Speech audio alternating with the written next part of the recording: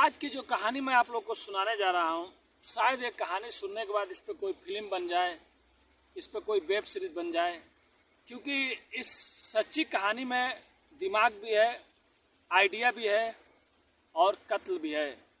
कैसे एक प्रेमिका ने अपने प्रेमी को अपनी आप बीती सुनाई और प्रेमी 7 कत्ल करने को तैयार हो गया, लेकिन लास्ट में पता चला 7 नहीं, प्रेमी ने एक और नाम उसमें जोड़ दिया था।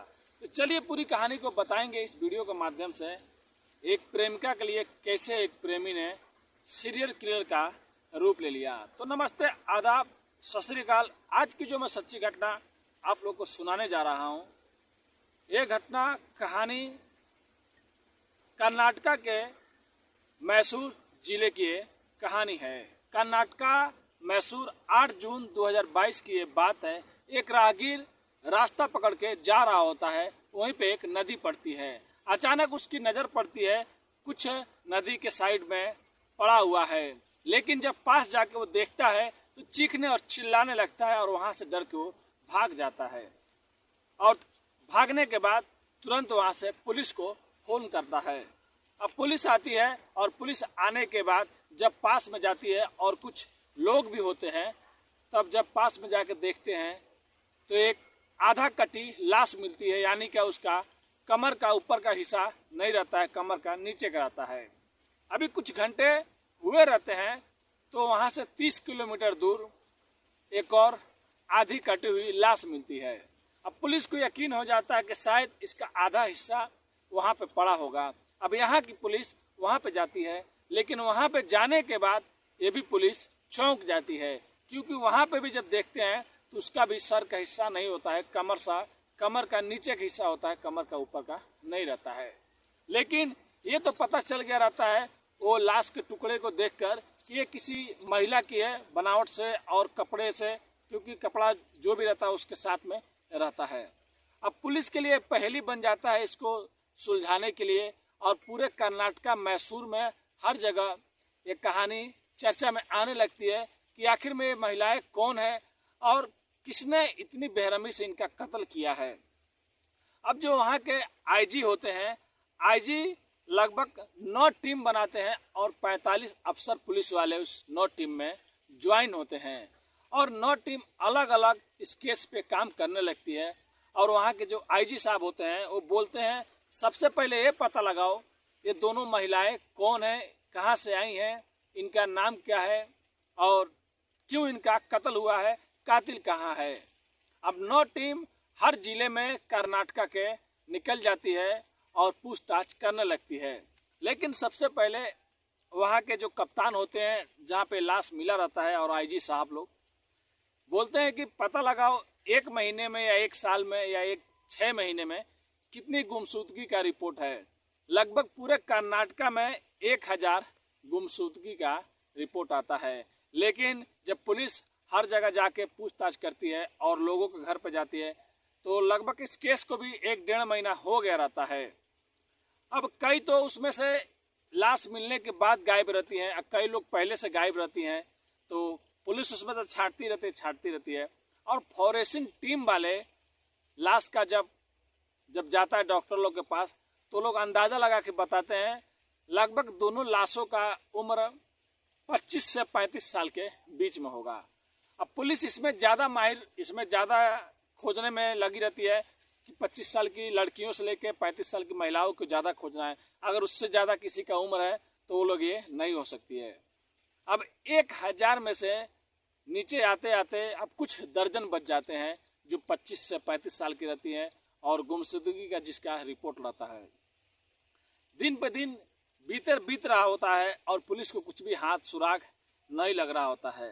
लास्ट में एक पुलिस वाला एक गांव में जाता है, और गांव में जाने के बाद जब वहां पे पूछताछ करता है, क्योंकि गुमशुदगी का जितना भी रिपोर्ट पूरे कर्नाटका में लिखवाया गया रहता है, सबका लिस्ट रहता है, तो लिस्ट लेके जाता है और पूछताछ करता है, तो पता चलता है, घर वाले बताते हैं कि ये गुमशुदगी का रिपोर्ट 1 जून मतलब 8 जून को लाशें मिली रहती है और 1 सप्ताह का ये मामला दर्ज हुआ रहता है गुमशुदगी का। तो पुलिस को तो पहले शक हो जाता है कि हो ना हो यही महिला हो। फिर महिला का फोटो मिलता है घर में से, और जो कपड़े महिला पहनी रहती है फोटो में जो दिख रहा होता है वही कपड़े वहाँ पे भी मिले रहते हैं। अब पुलिस को यकीन हो जाता है कि हाँ यही महिला है, और महिला के मिलने के बाद उसके घर वालों से मोबाइल भी महिला का घर पे ही रहता है, मोबाइल से लेकर अब पुलिस उसका कॉल हिस्ट्री, कॉल लोकेशन, कहाँ कहाँ पे बात हुआ है चेक करने लगती है। जितने भी नंबर पे बात हुआ रहता है पुलिस अपने तरीके से बात करती है। और इधर जो आईजी साहब रहते हैं वो लगभग 10,000 पोस्टर पुलिस अपनी तरफ से छपवा के पूरे कर्नाटका में और आजू बाजू के जो स्टेट होता है वहाँ पे भी लगवा दिए रहते हैं। किसी के घर के कोई आदमी अगर गायब हुआ है और ऐसे ऐसे हम लोग को क्लास मिली है तो आके वो पुलिस से संपर्क कर सकते हैं। लेकिन जब यहाँ पे पुलिस इस महिला के घर पे पूरा जांच पड़ताल करता है तो पुलिस को यकीन हो जाता है, और यकीन होने के बाद जब मोबाइल का लोकेशन पता चलता है तो जहाँ पे लाश मिली रहती है वहीं क्या दिखा रहा होता है। फिर उसमें कई नंबर आते हैं, पुलिस वाले उन नंबर से भी बात करते हैं, और बात करने के बाद लास्ट में 2-3 नंबर ऐसे बचते हैं जो सस्पेक्ट होते हैं, जिन पर पुलिस को ज़्यादा मतलब यकीन रहता है कि शायद यही लोग होंगे कातिल और कोई ना कोई वजह होगा। 3-4 में एक ऐसा एक शख्स रहता है, जब पुलिस उसको फ़ोन करती है तो वो इधर उधर की बातें करने लगता है, लेकिन पुलिस उसके नंबर का लोकेशन पता करती है तो 1 जून जिस दिन लाश मिला रहता है उसका मोबाइल का लोकेशन भी उसी एरिया में जगह पे दिखा रहा होता है जहाँ पे लाश मिली रहती है। अब पुलिस को यकीन हो जाता है हो ना हो कातिल यही है, और इसका मोबाइल नंबर और ये इधर उधर की बातें भी कर रहा है। अब पुलिस जाती है और उसको वहाँ से उठा लेती है। अब जब पुलिस उसको उठा के थाने लेके आती है और उससे पूछताछ करती है तो पहले तो वो कुछ नहीं बताता है, लेकिन बाद में जब वो चीज़ बताता है तो पुलिस भी सुन के हैरान हो जाती है। मैं पहले ही आपको बताया था कि ये एक ऐसी कहानी है जिस पे कोई वेब सीरीज़ भी बन सकती है, कोई फिल्म भी बन सकती है, क्योंकि इसमें साजिश था, आइडिया थे, कत्ल थे और एक प्यार था, मतलब प्यार की वजह से सब हुआ था। तो चलिए पूरी कहानी को एक कातिल की जुबानी आप लोगों को बताते हैं। जब उस आदमी से पूछा जाता है कि ये बताओ तुमने ये किया है, तब वो जो बात बोलता है तो पुलिस अक्की बक्की रह जाती है। वो बताता है कि साहब मैं बेंगलोर में काम करता हूँ, और वो एक कंपनी में काम करता था और हमेशा वो रेड लाइट एरिया में जाया करता था, और रेड लाइट एरिया में ही एक लड़की से उसको प्यार हो जाता है, और प्यार होने के बाद अक्सर वो उससे मिलने जाया करता था, और इतना प्यार बढ़ जाता है कि वो उसके बगैर रहना ही नहीं चाहता था। एक दिन उसने सोचा कि क्यों नहीं मैं उससे शादी कर लूं, लेकिन उससे पहले उस लड़की से पूछा कि ये बताओ तुम्हारे घर में भी कोई है जो मतलब ये सब काम पहले करती थी।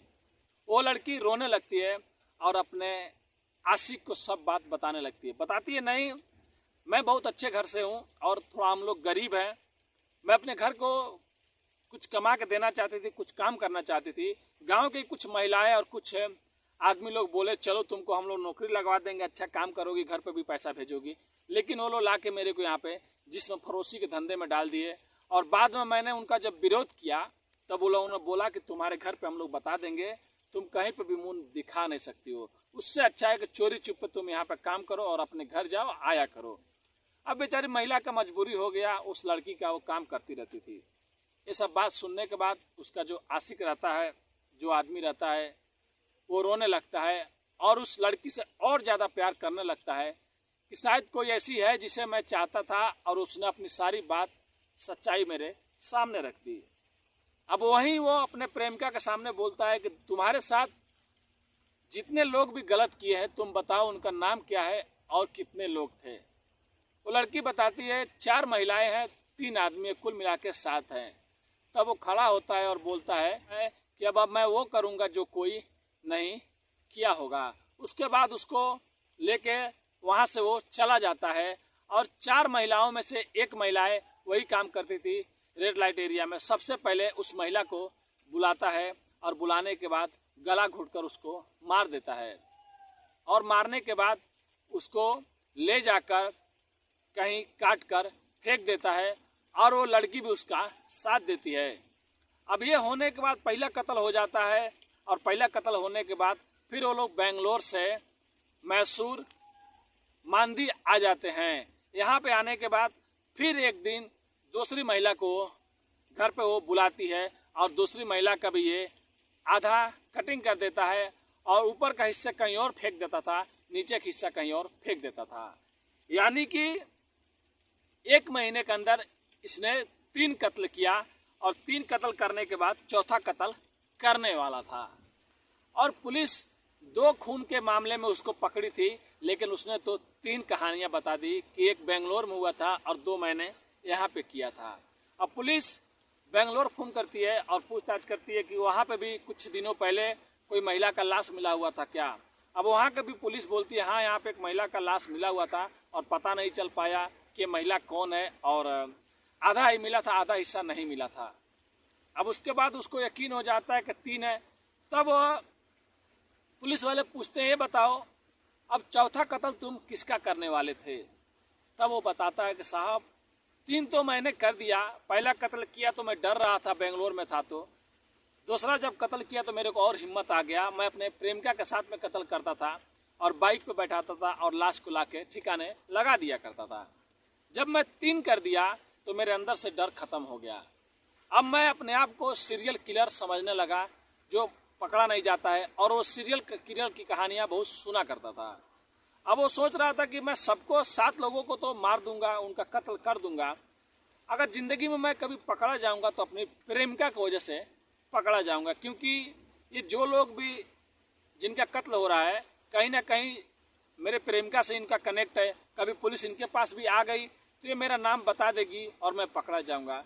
मैंने सोच कर रखा था साहब 3 कत्ल कर दिया हूँ, चौथा कत्ल अपने प्रेमिका के करूंगा, उसके बाद उन सबका कत्ल करूंगा। उसके बाद मेरा राजदार कोई भी नहीं रहेगा, मैं खुद मालिक रहूंगा और मेरे सिवा मेरे बारे में कोई नहीं जानेगा।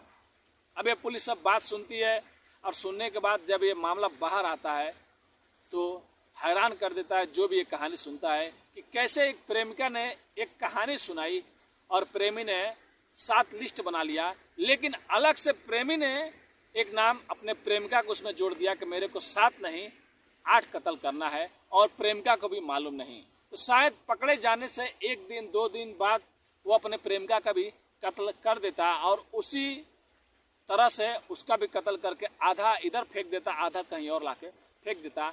तो बाकायदा उसकी जान बच जाती है, और वो जो 3-4 और भी बच्चे रहते हैं उनका भी जान बच जाता है। और उसके बाद जो भी धाराएं लगती है उसके ऊपर लग जाती है, और जो उसकी प्रेमिका रहती है वो भी इसमें भागीदारी रहती है, क्योंकि मर्डर में साथ देना, फिर लाश को छुपाना और एक आदमी को उस्काना, ये सब भी जुर्म है। तो इन दोनों पर धाराएं लगती है, और ये दोनों अभी जेल में हैं। तो आज की कहानी यही थी दोस्तों। कहानी सुनाने का उद्देश्य किसी का भी दिल दुखाना नहीं है, बस लोगों को सचेत करना अपनी कहानियों के माध्यम से। अगर बोलने में कुछ गलती हो जाए तो अपने भाई को छोटा भाई समझ के माफ़ कर दीजिएगा। और मैं आपको शुरू में ही बोला हूँ कि कहानी ऐसी थी जिसमें साजिश थी, आइडिया थे, कत्ल थे, प्यार भी था।